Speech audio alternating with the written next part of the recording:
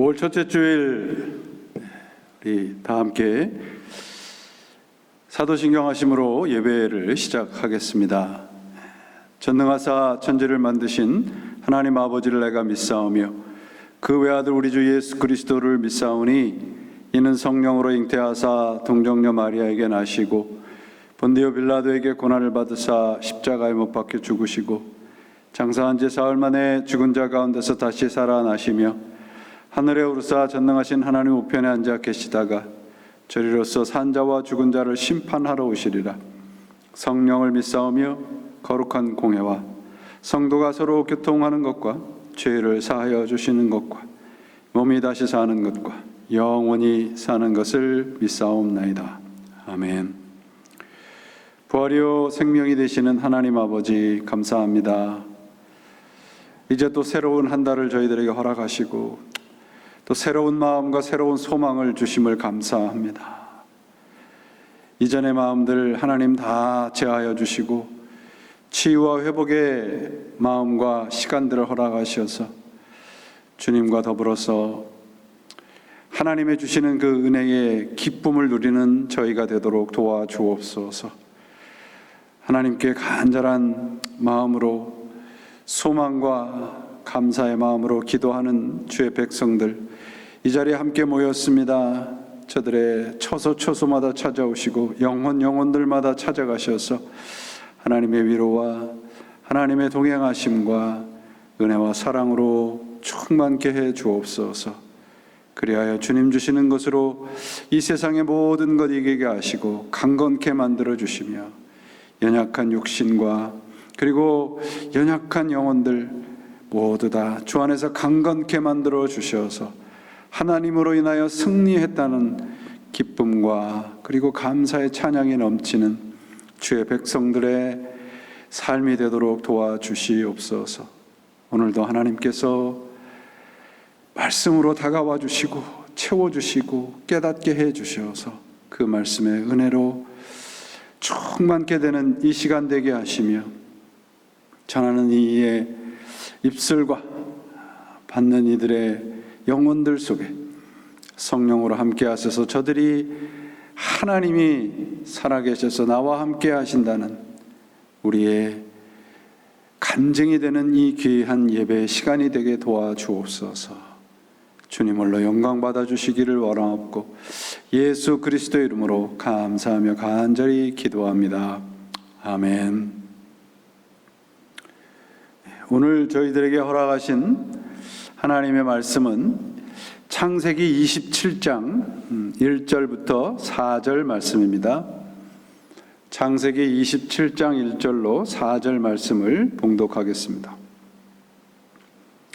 이삭이 나이가 많아 눈이 어두워 잘 보지 못하더니 맏아들 에서를 불러 이르되 내 아들아 하매 그가 이르되 내가 여기 있나 하니 이삭이 이르되 내가 이제 늙어 어느 날 죽을는지 알지 못하니 그런즉 내 기구 곧 화살통과 활을 가지고 들에 가서 나를 위하여 사냥하여 내가 즐기는 별미를 만들어 내게 가져와서 먹게 하여 내가 죽기 전에 내 마음껏 내게 축복하게 하라. 하나님의 말씀입니다. 러시아의 전역에 내려오는 이런 격언이 있다고 그래요. 아들이 배를 타고 항해를 나가면 그 아들을 위해서 매일 한 번씩 기도하라. 아들이 전쟁에 나가면 그 아들을 위해서 하루 2번씩 기도하라. 그 아들이 결혼해서 가정을 이루게 되면 그 아들을 위해서 하루 3번씩 기도하라. 이 가정이라는 게 얼마나 중요하다는 것을 깨닫게 해주는 말이죠. 우리가 가정이라는 게 이제 우리 말로는 식구라고 그러죠. 먹을 식자 입구자, 그래서 함께 밥을 먹는 사람이라는 그런 의미로 말을 합니다. 영어로는 그 family라고 합니다. family라고 하는 어원을 살펴보니까 그 famillus라고 하는 라틴어에서 시작이 되는데, 그 famillus라는 말은 시종, 하인이라는 뜻이라 그래요. 이 famillus라는 말에서 family, 가족이 family라는 말로 변천됐다고 합니다. 가족이라는 것은 상대방 위에 군림하는 것이 아니라 서로가 각자의 자리를 지키면서 항상 시중드는, 서로 돌보는 공동체라는 의미를 가지고 있습니다. 요새는 또 패밀리를 그 앞에 그 FMILLY를 그 스탠드를 해가지고 Father, Mother, I love you, 그렇게 이 약자로 말을 하는 그런 말들이 나왔더라고요. 가족이라는 것은 이제 자기 자신이 아닌 그 다른 사람의 입장에 서줄 줄 아는 그런 것을 훈련하는 공동체라는 생각을 합니다.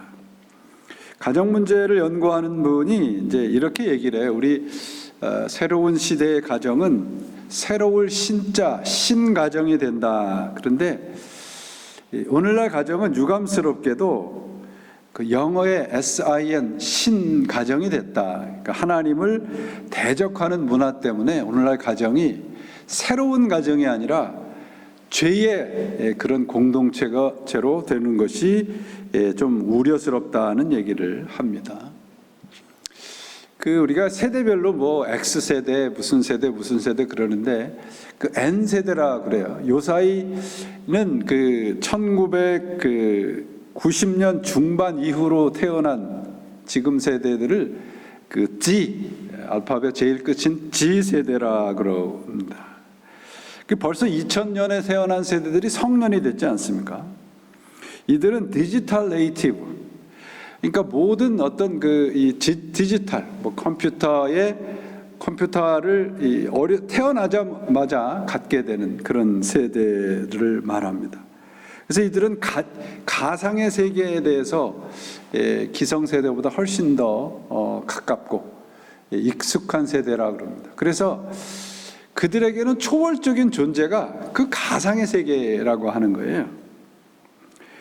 근데 이제 또 N세대라는 말이 있습니다. N세대라는 말은 그 G세대가 1995년도 이후에 태어난 세대라 그러면 N세대는 95년까지 태어난 세대들을 이제 지칭하는 말이라고 그러는데, 그 N이라는 말을 가지고 첫째가 뭐냐면 새로운 것에 현혹되기 쉬운 세대라는 것이고, 그 다음에 두 번째 N은 now입니다. 현재에 만족하며 내일이라고 하는 것보다는 현재를 즐기는 세대다. 그래서 이들은 조그만 고통도 참아내지 못한다는 말을 합니다. 세 번째는 네트입니다. 사이버 이 공간에서 모든 것을 해결하려다 보니까 인간적인 어떤 인간미를 상실한 세대라는 그런 지적을 하고 있습니다. 그런데 이 새로운 세대는 이 가정에 대해서 연구하는 분들이 H세대가 돼야 된다는 말을 해요. H세대, Happiness Generation. 그래서 첫째는 Heart, 뜨거운 마음이 있어야 된다는 것이고, 두 번째는 Hope, 현실에 안주하는 것이 아니라 미래지향적인 소망을 품어야 된다는 것이고, 세 번째는 Home, 가정이 회복돼야 된다는 말을 하고 있습니다. 그래서 이렇게 될 때 새로울 신자를 쓰는 새로운 가정이 아니라 하나님이라고 하는 하나님 신자라고 얘기할 수 있겠죠. 신가정, God's family로 살아가는 것이 행복한 제너레이션, 행복한 세대로 나아갈 수 있는 길이라는 말을 합니다. 부모가 자녀들에게 주는 선물을 두 가지로 말한다면 뿌리와 날개입니다. 뿌리 없이는 자랄 수도 없고 날 수도 없고 날 수도 없지 않습니까? 견고한 뿌리를 내릴 수 있게 해주는 것이 가정인데, 그 견고한 뿌리를 내릴 수 있게 만드는 힘이 사랑입니다. 사랑은 집착과 다르죠. 오늘 이 창세기 27장의 이야기는 그 이삭의 가정에 대한 얘기에 거의 이제 그 클라이막스에 대한, 거의 이제 이 이삭의 가정이 어떤 것인가를 보여주는 그런 내용입니다. 창세기 25장 28절에 보시면 이삭은 에서의 사냥한 고기를 좋아하므로 그를 사랑하고 리브가는 야곱을 사랑하였다. 그렇게 얘기를 하고 있습니다. 그러니까 그 이삭의 가정은 전형적인 역기능 가정, dysfunctional family를 보여주는 것이라고 말을 할 수 있습니다.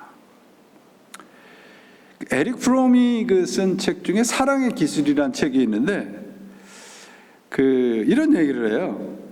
인간의 사랑은 상대방 자체를 사랑하는 것이 아니라 그 사람 속에 있는 나를 사랑하는 경우가 대부분이다.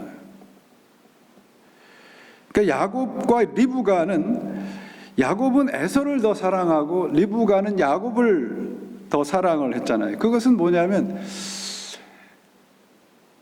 이삭이라고 하는 그 사람은 에서 안에 자기 자신을 발견한 거고, 리브가는 야곱을 통해서 자기 자신을 발견한 거예요. 결국 자기 자신을 사랑한 거죠. 그것이 이 가정의 불행의 원인입니다. 쌍둥이라서 서로 각기 다른 체질을 갖고 태어났다. 하나는 고기를 좋아하고 하나는 사냥을 좋아하고 하나는 그렇지 않고, 이것은 결국 가정에 만족하지 못하는 모습을 우리들에게 보여주는 것입니다. 가정이라는 것은 우리 그리스도인들에게 있어서 사역지입니다. 우리 신자들이 가야 할 땅끝이라는 곳이 먼 나라일 수도 있겠지만 그 땅끝은 바로 옆에 있는 사람이죠. 곧 가정이 우리의 선교지고 땅끝입니다. 이 야곱의 이야기는 좀 당혹스럽습니다. 오늘 이 야곱의 이야기가 시작이 되는, 이삭이 야곱을 축복하는 장면이 이제 여기에서부터 시작을 하는데,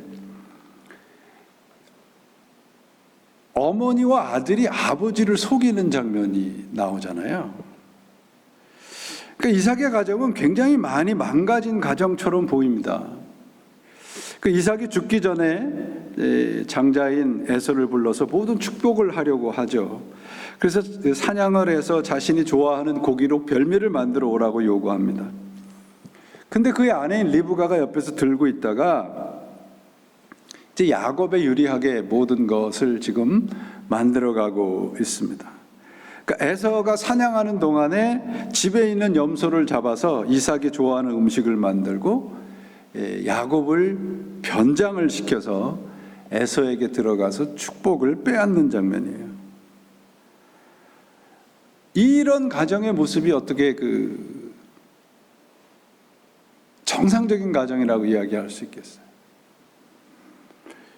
근데 가장 큰 문제는 뭐냐 하면 이들의 행동에서 하나님의 말씀과 하나님의 약속에 대한 불신의 모습이 나타난다는 것이에요. 창세기 25장 23절에 보시면 이미 하나님이 이삭에게 그리고 리브가에게 이렇게 얘기를 해요. 쌍둥이가 태어날 것인데 큰 자가 어린 자를 섬기게 될 것이다 말이에요. 그러니까 이삭은 이 말씀을 잃어버린 것인가 라고 하는 거예요. 리브가 역시도 마찬가지입니다. 그가 하나님을 믿는 믿음을 가지고 있다면 그 약속을 통해서 어떻게 역사하실 것인가를 기다려야 되는데, 인간적인 자신의 방법을 동원해서 자기가 좋아하는, 자기가 편애하는 야곱에게 축복을 받게 하는 것입니다. 이들의 행동에서는 결국 하나님에 대한 숨겨져 있는 불신이 드러나고 있는 것입니다. 그런 말이 있잖아요. 문제의 자녀들 뒤에는 항상 문제의 부모들이 있다. 신자의 가정도 예외는 아닐 것입니다. 오늘 본문의 이삭의 가정의 문제의 핵심은 뭐냐 그러면 불신앙입니다. 인본주의고 인간의 상식적인 수준에서 신앙을 가지고 신앙생활하고 있는 가정의 모습이에요. 모든 가정의 문제의 핵심은 결국은 어떤 문제가 닥쳤을 때 하나님을 신뢰하지 못하는 데에서 온다고 하는 겁니다. 하나님이 그 문제를 통해서 어떻게 역사하시고 어떻게 축복하실 것인가를 놓치는 것이 오늘 그 이삭 가정의 문제들이고 우리 대부분의 신자들의 문제일 수도 있습니다. 그래서 어떤 문제가 닥치면 인간적이고 상식적인 생각을 앞세우게 됩니다. 이삭은 자신이 죽은 후에 하나님이 약속한 아들에게 복을 주리라고 하는 걸 믿지 않았던 거예요. 리브가 역시도 에서에게서 그 축복을 뺏으려고 하는 것은 바로 하나님의 약속을 믿지 못하는 거예요. 하나님의 방법으로 하나님의 시간에 하나님께서 그 약속을 이루신다는 믿음이 없었던 것입니다. 이 이삭과 리브가 이 부모의 불신앙으로 인해서 두 아들인 야곱과 에서가 치른 대가는 참으로 혹독한 것이었습니다. 결국 이 야곱과 에서는 물론 나중에 가서는 믿음의 조상의 그 가족이 되게 된다는 것이 나오는 것이지만 은혜와 축복의 대물림이 아닌 부모들의 죄가 대물림되는 그런 내용들을 우리가 볼 수 있습니다. 에서를 먼저 보면 에서가 그런 이제 속임을 당했다는 것을 깨달은 후에 그렇게 다짐을 하죠. 우리 아버지 이삭이 돌아가신 후에 내가 반드시 야곱을 죽일 것이다 다짐을 하잖아요. 어머니 리브가는 야곱을 피신시키지만 결국 피신시킨 이후에 리브가는 야곱을 다시 만나지 못해요. 야곱은 무려 20년 동안 자신이 자기의 형을 속였듯이 삼촌에 의해서 10번이나 사기를 당하는 삶을 살죠.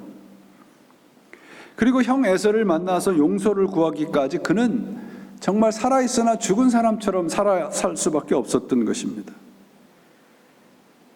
야곱에게서 끝나지 않습니다. 야곱이 그의 가족을 데리고 세겜에 거할 때 야곱의 가문 가운데 디나라고 하는 딸이 겁탈을 당하죠.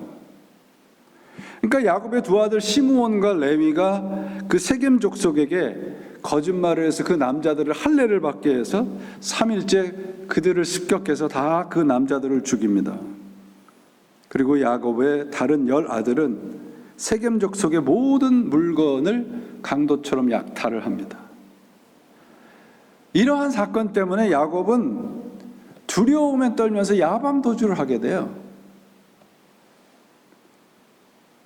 그뿐만이 아니잖아요. 야곱은 자기가 정말 사랑했던 요셉, 형제들이 거짓말을 해서 요셉이 짐승에게 물려 죽였다는 거짓말을 믿게 되죠. 그 성경에 보면 야곱이 너무 이 슬픔이 커서 오랫동안 베옷을 입고 통곡했다고 기록을 하고 있지 않습니까? 그래서 그의 마음이 음부에까지 내려가 있었다라고 고백을 해요. 이 야곱이 요셉을 다시 만나기까지 최소 15년을 그렇게 살았어요. 그의 마음이 음부에 내려가 있는 것 같은 삶을 살았던 거죠.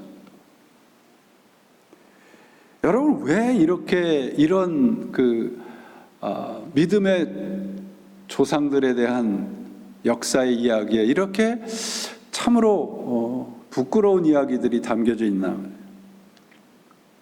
우리 그리스도인들의 가정이라고 하는 것이 이제 선교 현장이라는 것을 우리들에게 보여주는 것입니다.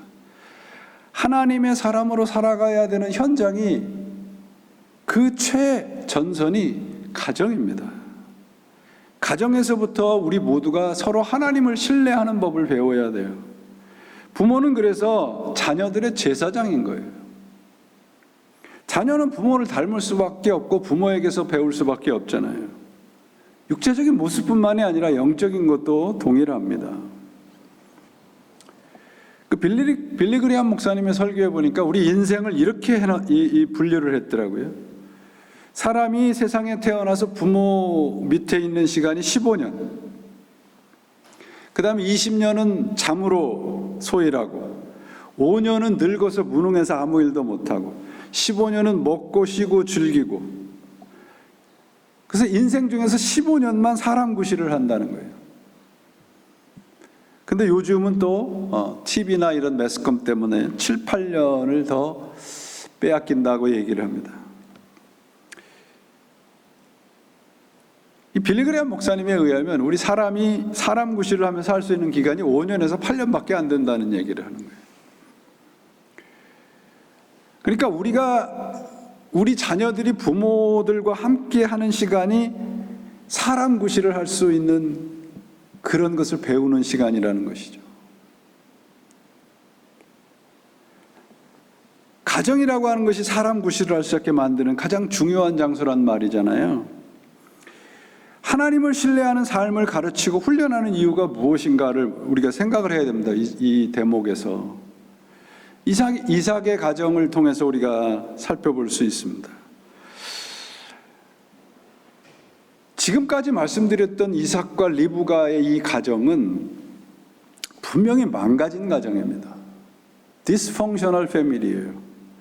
그런데 그럼에도 불구하고 아브라함에게 약속하신 하나님의 축복이 중단되지 않아요. 축복의 흐름이 끊어지지 않고 계속 흐르고 있습니다. 이 말씀은 하나님의 뜻과 하나님의 계획은 우리 인간들의 모순 때문에 결코 제한을 받지 않는다는 거예요. 그러므로 우리 그리스도인들이 신뢰해야 할 것은 하나님의 은혜뿐이라는 말씀입니다. 야곱의 이야기는 그의 교활함과 거짓에도 불구하고 그의 끈질김 때문에 하나님이 그에게 축복하셨다는 게 핵심이 아니에요. 야곱의 이야기가 우리들에게 가르치는 핵심적인 내용은 뭐냐면 God is totally different, 이 말을 하는 겁니다. 하나님은 인간과 질적으로 다르다, 모든 면에서. 그걸 보여주는 것입니다. 약속한 것을 취소하지 않으세요. 어거스틴이 하나님에 대해서, 하나님과 우리와의 관계에 대해서 이렇게 얘기를 했어요. God make us lovable. 하나님이 우리를 사랑스러운 존재로까지 만드셔서 사랑하신단 말이에요. 어떠한 대가를 치르고서라도 하나님은 우리를 사랑을 받을 만한 존재로 만들고야 많은 그런 분이라는 겁니다. 이삭의 이야기가 바로 그 얘기를 지금 우리들에게 말씀하고 있습니다. 우리를 사랑할 만한 가치가 있을 때까지 중단하지 않으시고 우리와 동행하시고 그렇게 만들어 가셔서 결국 약속을 완성하시는 분이 우리 하나님이라는 거예요. 오늘 본문에 대한 주석을 썼던 독일의 아주 저명한 성서학자인 월터 브루그만 박사가 이렇게 얘기를 했어요. 이삭의 가정에 대해서 미래에 대한 당연한 보장이나 가문의 유업을 받을 만한 뾰족한 방법은 없습니다. 오직 하나님의 능력밖에 의지할 것이 없습니다. 하나님의 약속을 받는다는 것은 스스로 움켜잡고 확신하는 것을 내려놓고 불확실한 것을 묵묵히 받아들이는 것입니다. 오직 하나님 한 분만이 삶을 이어가게 하십니다. 가정들이 추구하고 갖고 있는 세상적인 것들에 의해 미래가 안전하게 보이는 것은 모두 다 허구입니다. 여러분, 우리 어떤 나라든지 어떤 정부이든지 그들 나름대로의 경영하는 방법이 있지 않습니까? 그럼 하나님 나라의 경영 방법은 무엇입니까? 은혜입니다. 하나님은 우리를 다루시는데 그분의 은혜로 다루세요. 은혜가 아니면 이삭과 리브가의 가정처럼 그렇게 망가진 가정에게 어떻게 하나님의 축복이 중단되지 않을 수 있습니까? 하나님은 은혜로 계획하시고 경영하시고 역사하십니다. 그래서 제가 은혜를 하나님의 일하심이라고 말씀드렸잖아요. 선한 것이라고는 하나도 볼 수 없는 곳에서 하나님의 은혜 때문에 승리를 하는 겁니다. 이 이삭의 가정에 대한 이야기가 로마서 9장 10절과 11절에 이렇게 기록이 되어 있어요. 이뿐 아니라 또한 리브가가 우리 조상 이삭 한 사람으로 말미암아 임신하였는데 그 자식들이 아직 나지도 아니하고 무슨 선이나 악을 행하지 아니한 때에 택하심을 따라 되는 하나님의 뜻이 행위로 말미암지 않고 오직 부르시는 이로 말미암아 서게 하려 하심이라. 성경이 지금 사도 바울이 로마서에서 이삭과 리브가에 대해서 말씀하는 것은 뭐냐 하면, 그들이 하나님의 은혜, 하나님의 그 축복에서 떨어지지 않은 이유는 그들의 혈통이나 그들의 선행 때문이 아니라 하나님의 은혜 때문이라고 말씀하고 있는 거예요. 그러므로 우리 사람들이 온전히 신뢰할 수 있는 것은 단 하나, 하나님의 은혜라는 말씀입니다.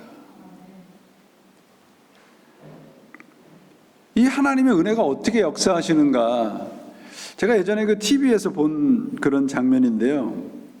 알래스카의 이 포인트 바로우라고 하는 곳에서 있었던 다큐멘터리를 제가 본 적이 있는데, 거기 큰 그 얼음 덩어리 안에 그 3마리의 고래가 갇혀 있었습니다. 그들이 얼음 밑에 있으니까 그것을 빠져나갈 길이 없었어요. 그 여러 차례 그들이 고래들이 시도를 하지만 실패하고 결국은 피투성이가 된 고래들이 3마리가 있었습니다.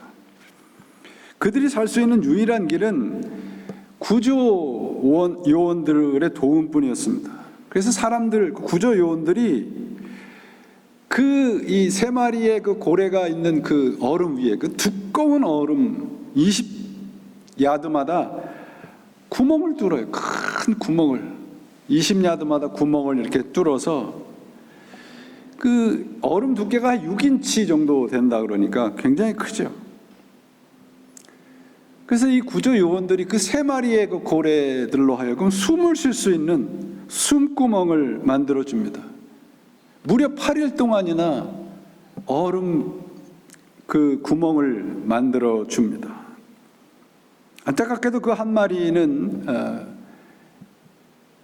그 밑에서 목숨을 잃고 말고 2마리는 살아나게 됩니다. 8일째 되는 날 그들이 결국은 그 갇혔던 얼음 구덩이에서 바다 속으로 탈출을 하게 돼요. 저는 그 장면을 보면서 그 하나님의 은혜의 그 구덩이라고 하는, 구멍이라고 하는 것을 상상을 하게 됐습니다. 우리가 그 얼음덩이보다 훨씬, 얼음 그 두께보다 훨씬 더 두껍고 단단한 죄라고 하는 것에 갇혀 있잖아요. 근데 하나님은 한순간도 쉬지 아니하시고 은혜라고 하는 구멍을 이렇게 파주시는 거예요. 우리로 하여금 숨을 쉴 수 있도록. 그 구멍을 우리들이 가장 필요한 시간에, 가장 필요한 곳에 언제나 동일하게 내어주시는 분이 바로 우리 하나님이십니다. 그래서 우리가 숨을 쉴 수 있는 거예요.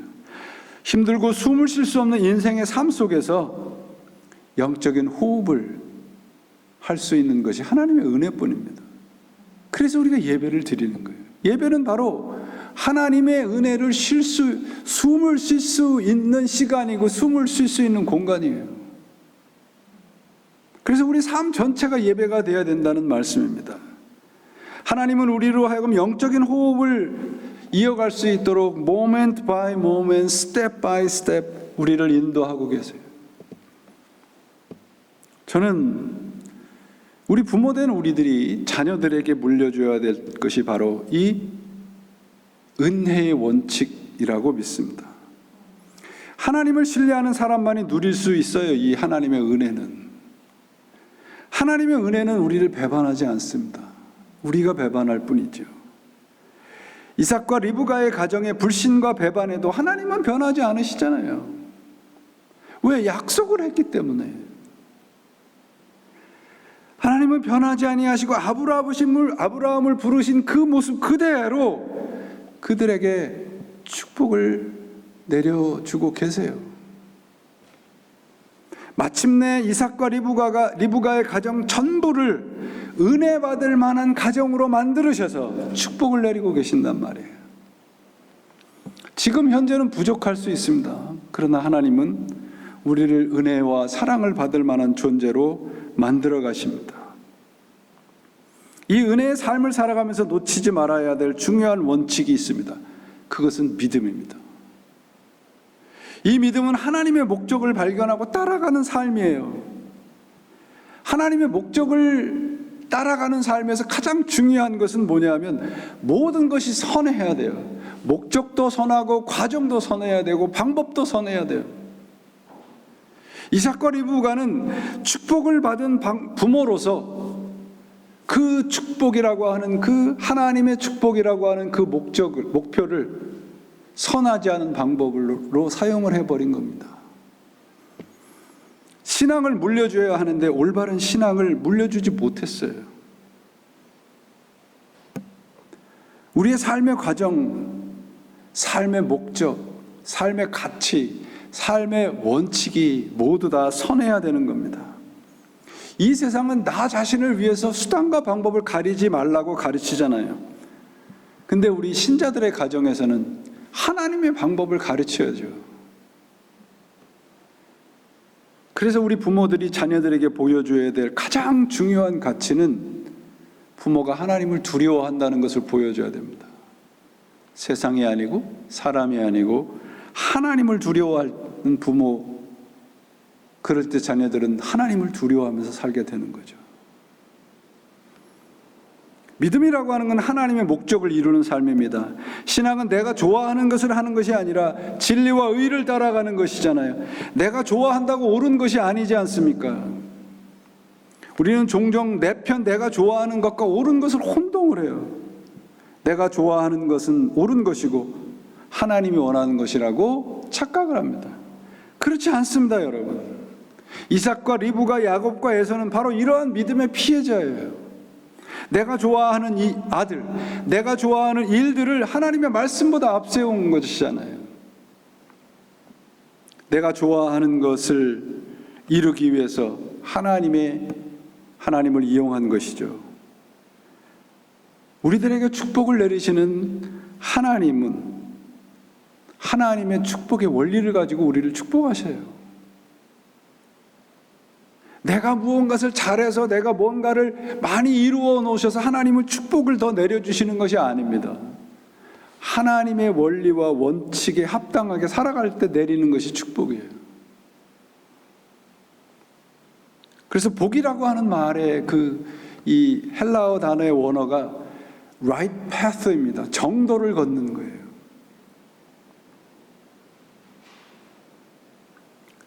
축복의 원천이 되시는 하나님은 어디론가 사라지고 사람끼리 오고 가는 축복은 이미 하나님과 상관이 없는 것이 되어버립니다. 목적과 과정과 방법이 다 하나님과 관계가 있어야 돼요. 이런 것을 배우는 것이 가정입니다. 이런 땀 흘림을 배우는 것이 우리 그리스도인들의 가정이 되어야 됩니다. 우리는 지금까지 우리가 세워놓은 목적과 목표를 위해 숨가쁘게 달려오고 있었지 않습니까? 그런데 우리의 발걸음을 돌려서 세워놓은 것이 지금 코로나 사태입니다. 그러면 이러한 현실에서 우리가 배워야 될 게 무언가요? 오늘이라는 과정을 하나님과 함께 하나님의 방법으로 살라는 것입니다. 그래서 목적은 하나님이 이루어 주세요. 믿음의 사람들은 그래서 상황이 어려울수록 말씀을 더 붙잡게 되는 것입니다. 문제의 근원을 쫓아가다 보면 결국은 뭐냐면 상황과 문제에 쫓겨서 원리와 원칙을 놓치는 거예요. 이삭과 리브가, 야곱은 하나님의 축복이라는 목적을 위해서 과정과 방법을 무시해버린 거예요. 만약에 이런 가정에서 자란 그런 자녀라 그러면 어떻게 하겠습니까? 자신이 세우는 목적을 위해서 수단과 방법을 가리지 않는 거예요. 왜? 부모한테 배운 게 그거니까. 우리 믿음의 가정에서는 오늘이라는 과정에 땀 흘림의 소중함을 함께 배우고 훈련해야 합니다. 이것이 선교이고 이것이 신앙생활이에요. 올바른 신앙의 대물림이 있을 때만 우리에게 소망이 있습니다. 그래서 우리가 온전한 신세대, 믿을 신자 신세대, God's family가 되어야 되는 거예요. 사랑하는 여러분, 신앙생활은 뭐 거창한 거 하는 거 아닙니다. 무슨 뭐 저 오지에 선교를 가거나 무슨 뭐 구제를 하거나, 물론 그것도 신앙생활의 한 일부분이겠죠. 그러나 여러분, 하나님은 우리들에게 그렇게 거창한 것을 요구하시는 분이 아니에요. 우리들의 구체적인 일상의 자리에서 하나님과 어떻게 살아가야 되는가를 배우는 것이 신앙생활이에요. 그게 하나님이 원하시는 겁니다. 신앙생활은 부부로서 부모와 자녀의 관계, 이런 구체적인 자리에서 실천되는 것입니다. 그리고 오늘이라는 시간을 하나님과 함께 그분의 말씀에 이끌려서 사는 신앙을 함께 훈련해야 합니다. 그래서 우리를 가정으로 묶어놓으신 거예요. 그래서 우리를 교회로 묶어놓으신 거예요. 교회도 익스텐드 패밀리잖아요.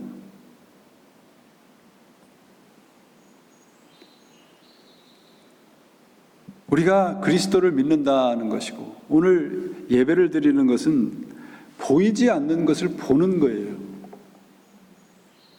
해결할 수 없는 문제 속에서 그 문제 뒤편에 있는 하나님을 바라보는 것이 믿음의 행위입니다. 이삭과 리브가 가정의 문제는, 이 가정이 우리들에게 선포하는 메시지가 무엇입니까? 인간의 방법으로는 문제가 해결이 안 된다는 거예요. 우리들의 문제도 마찬가지입니다. 우리의 모든 가정이 전전긍긍하고 쩔쩔매는 문제들보다 우리 하나님은 훨씬 더 크신 분이에요. 그런 그분을 신뢰하는 믿음의 가정들이 되시기를 바랍니다. 우리의 가정은 하나님의 방법과 목적과 가치를 배우는 현장이 되어야 합니다. 이삭과 리브가의 실수는 목적을 위해서 하나님의 방법과 원칙을 무시한 것입니다. 하나님은 우리를 축복하기를 원하시는 분이에요. 그러나 반드시 하나님은 그분의 방법대로 하나님의 시간에 복을 내리실 것입니다. 우리는 믿음으로 기다리는 거예요. 가정은 믿음으로 하나님의 시간을 기다릴 줄 아는 현장이 되어야 되는 것입니다. 오늘을 하나님의 말씀으로 사는 가정들은 그래서 이미 하나님의 복을 받은 가정입니다. 하나님을 좋아하는 신앙의 자리에서 우리가 한 걸음 더 나가서 우리 모든 가정이, 그리고 우리 교회가 하나님을 신뢰하고 하나님의 방법과 하나님의 원리와 하나님의 가치만을 따라가는, 그래서 우리 안에서 하나님의 축복이 어떻게 역사하시는 것을 눈으로 목격하는 진실된 하나님의 패밀리, God's 패밀리로 살아가시는, 하나님의 가정으로 살아가시는 축복을 누리시기를 예수님의 이름으로 축원을 드립니다. 기도하시겠습니다. 하나님 아버지, 감사합니다. 오늘 저희들에게 허락하신 하나님의 말씀을 저희들이 함께 나누었습니다. 우리들의 가정을 돌아보게 하시고 부모와 자녀와의 관계를 돌아보게 하셔서 하나님의 그 말씀의 원리를 따라 살고 있는지를 점검케 하셔서 저희들이 하나님의 뜻을 따라 살아가는 믿음의 가정이 될 수 있도록 주여 도와주시고 인도해 주시옵소서. 이제는 우리 주 예수 그리스도의 은혜와 하나님 아버지의 그 크신 사랑과 성령의 감화, 감동하심과 교통하심이 주님의 말씀을 듣고 그 말씀을 가정이라고 하는 선교지에서 하나님의 뜻대로 살기를 훈련하기를 원하는 당신의 자녀들 위에와 하나님의 대가족으로 모아주신 이 제단 위에 지금으로부터 영원히 함께 하시기를 간절히 축원하옵나이다. 아멘.